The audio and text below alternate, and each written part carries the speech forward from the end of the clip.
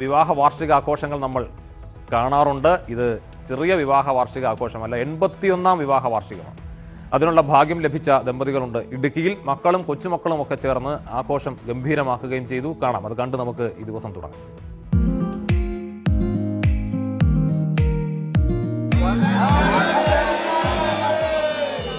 ഇടുക്കി ഇരട്ടയാർ നാങ്കുതൊട്ടിയിലെ പാപ്പച്ചൻ എന്ന് വിളിക്കുന്ന PV ആന്റണിയും ഭാര്യ ക്ലാരമ്മയുമാണ് 81ാം വിവാഹ വാർഷികം ആഘോഷിച്ചത്.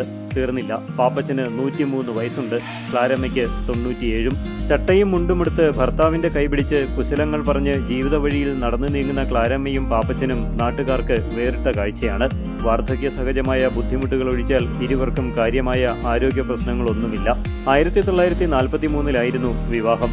58 പാപ്പച്ചൻ ഹൈറേഞ്ചിലേക്ക് കുടിയേറി. കാട്ടാനയെ പേടിച്ച് 6 വർഷം താമസിച്ചത് മരത്തിനു മുകളിലെ ഏറുമാടത്തിലായിരുന്നു. 66 ക്ലാരമ്മയെയും മക്കളെയും കൊണ്ടുവന്നു. 10 മക്കളുണ്ട് ഇവർക്ക്.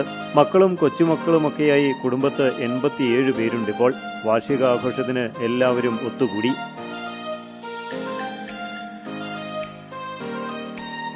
ഇപ്പോഴും ശരി ജോലി ചെയ്യാം. എനിക്കും കുടുംബത്തിനും രോഗത്തിന് ഞങ്ങൾ രക്ഷപ്പെട്ടു. ആദ്യം പറയാനുള്ളത് അതാണ്. ആ വർഷത്തിൽ നിന്നാണ് എൻ്റെ മക്കളും കൊച്ചുമക്കളെല്ലാം കൂടി ഈ മഹാസമ്മേളനം ഒരുക്കി. ഇനിയൊരു ആഗ്രഹം മരിച്ച് സ്വർഗത്തിൽ പോയി. ഒരു കുഴപ്പമൊന്നും എന്നെ ഒന്നുള്ളിൽ ഒഴിച്ചിട്ടില്ല. ഇപ്പം ഞാൻ വന്നൊക്കെ പറയും ജാത്തിനോട് തമാസായിട്ടേ.